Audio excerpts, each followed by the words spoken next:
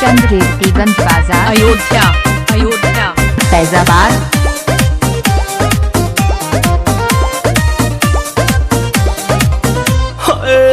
Tension में रहतानी काहे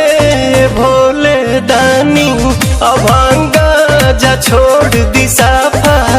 लइकन के कहल मानी ताजा ताजा लाइल बानी अखिया खोली देख ली ना पीली पुदीना पुदीना पीली पुदीना पीली पुदीना सावन भरही असो भंगिया के बिना रे बबिया ना पिहन का रे लोता ना भैया हम पिया बतानी। हाँ हाँ पिया भनिया धतुलावा थोली बतली तवे तदी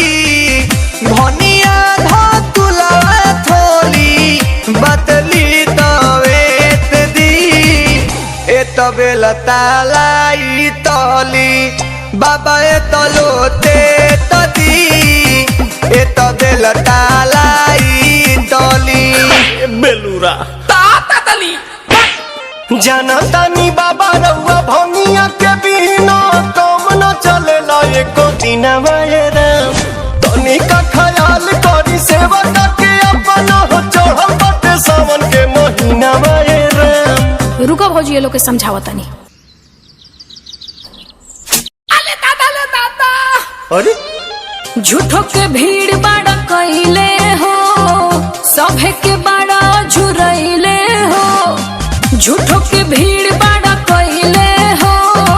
सभे के बाड़ा झुरइले हो तोहर बिगड़ल काम बन जाई छल भर में बाबा के शहर में जादेव घर में बाबा के शहर में जादेव घर में बाबा के शहर में ये बतिया ढंग से ना बोल तू जाना जल्दी। पुदीना